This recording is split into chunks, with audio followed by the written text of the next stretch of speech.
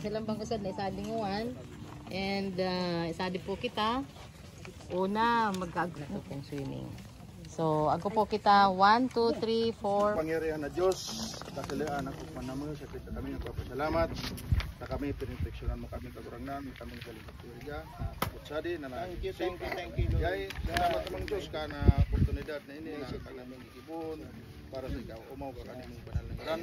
Amang banal pada gusto mo namang inaayat ka kanimong isyon ka di lambang isad ka namang sadi. Ingatan mo anak ka namang ikibon, ano man ang kanamong parte ka na ikibon na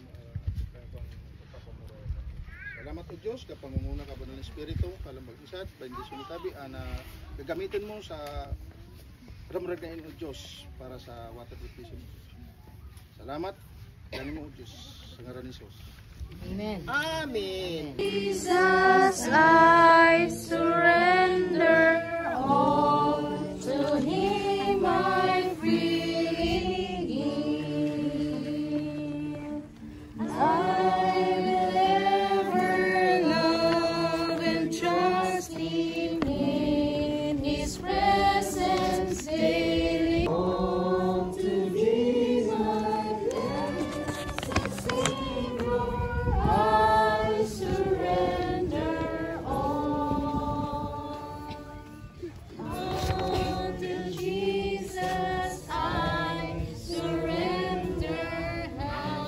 Humbly at His feet I bow. I surrender all. All to Thee, my blessed Savior, I surrender.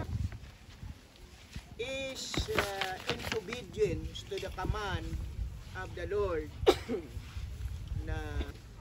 Then the 11 disciples went to Galilee, to the mountain where Jesus had told them to go. When they saw Him, they worshipped Him, but some doubted. Then Jesus came to them and said, all authority in heaven and on earth has been given to me. Therefore, go and make disciples of all nations, baptizing them in the name of the Father and of the Son and of the Holy Spirit, and teaching them to obey everything I have commanded you. And surely I am with you always to the very end of the world. So, itinuro ng ating Panginoong Jesucristo sa kanyang mga tagasunod na sila'y maging mga obedient.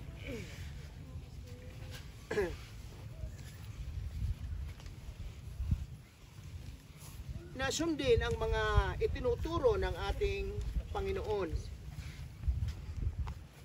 Kaya ipinag-implement, kung babasahin natin at pag-aaralan ang Book of Acts, it is the custom of the early believers, particular yung unang mga disciple ng ating Panginoon, to observe all these things. Kaya in the Book of Acts, makikita natin na yung mga natuturuan ng gospel at mga nagsisi at tumanggap kay Jesus, they were baptized. Kasama na doon yung pamilya ni Cornelio in chapter 10 of the Book of Acts, at saka yung lahat ng mga nakinig at sumampalataya at nagsisi, sila po ay nakahanda ba kayo na sa umilalim sa patuloy na paghubog ng inyong espiritual na buhay sa tulong at gabay ng International Christian Faith Assembly, Santa Elena Congregation? Okay. Na sumuporta ng mga ministeryo ng International Christian Faith Assembly sa paglilingkod sa ating Panginoon, aming Panginoon Jesucristo, na naghandog ng iyong buhay para sa kasalanan ng mga tao. Pinupuri ka namin, pinapasalamatan sa mga kapatid. At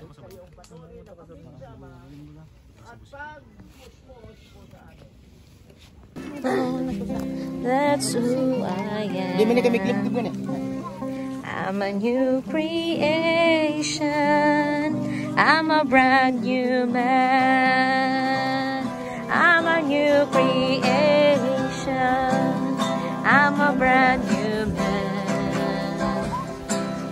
things have passed away.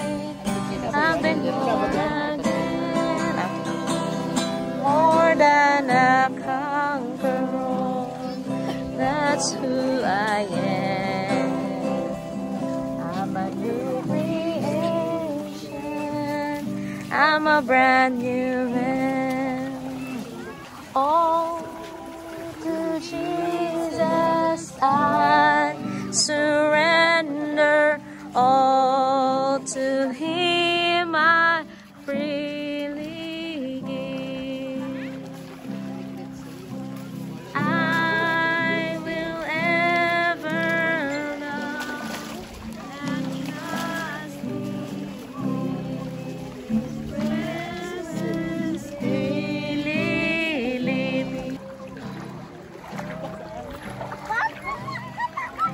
Hindi pa yan, hindi pa.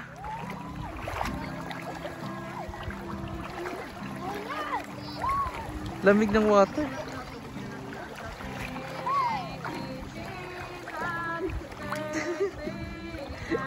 Tumayo ka lang, hindi pa naman ikaw abot ng water.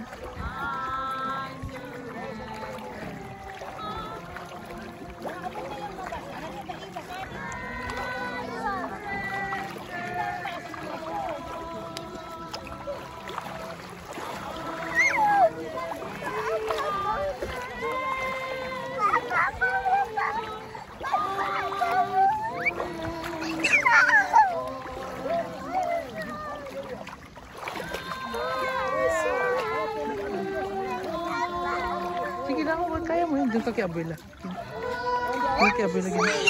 Shhh, huwag maingay. As we have the precious moment in our life, show their obedience to you, Father God. God Almighty, we honor, we magnify. Ginagawa namin ito, Diyos, sa iyong kapurihan. Kaya mahayag po, Ama, ang ating panalangin, ang patuloy at makapangyarihan ng sa inyo sa buhay natin. Salamat po. So, pakinil down. Ang mode ay ipapagawa ko sa'yo. So, don't resist. And now, Bob, sa kapangyarihan ay binigay sa atin ng Panginoon bilang kanyang lingkod, at sa iyong pagpahayag ng iyong pagsunod, binibinyagan kita sa pangalan ng Ama, Anak at Espiritu Santo, sa pangalan ni Jesus. Praise the Lord. Someone must say, tulong nga aday.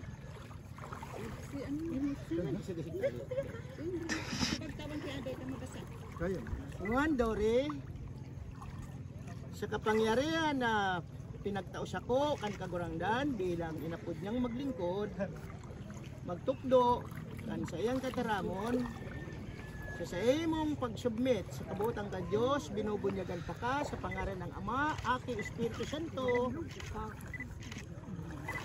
sa pangalan ni Jesus. Ay, kasi pangalan mo? Ano ka na? Merifel, sa pangalan ka Ama, Aki, Espiritu Santo, binubunyagan kita ka sa tubig sa pangalan ni Jesus.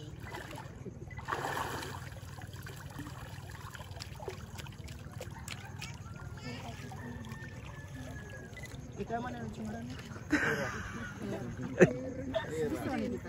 Diri ka magtawa para ka pagpapatawa ko. Mali ka na nangangamos tubig.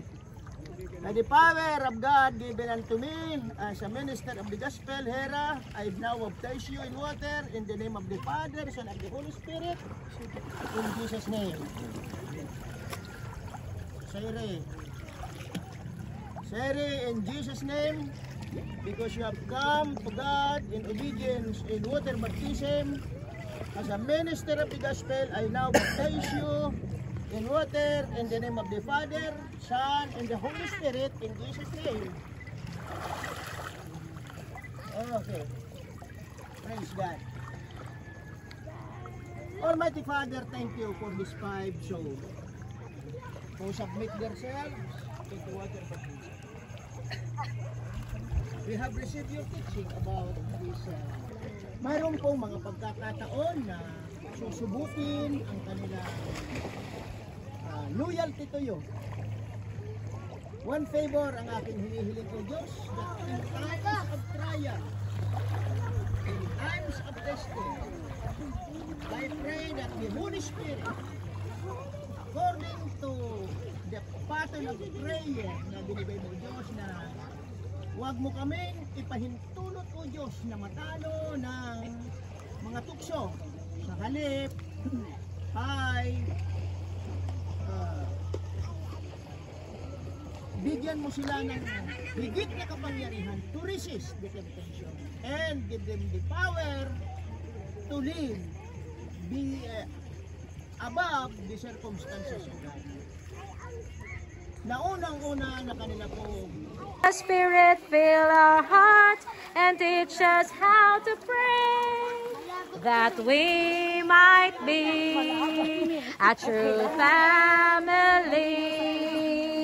Welcome to the family. We're glad that you have come to share your life with us as we grow in love, and may we always be to you what God would have us be, a family always there to be strong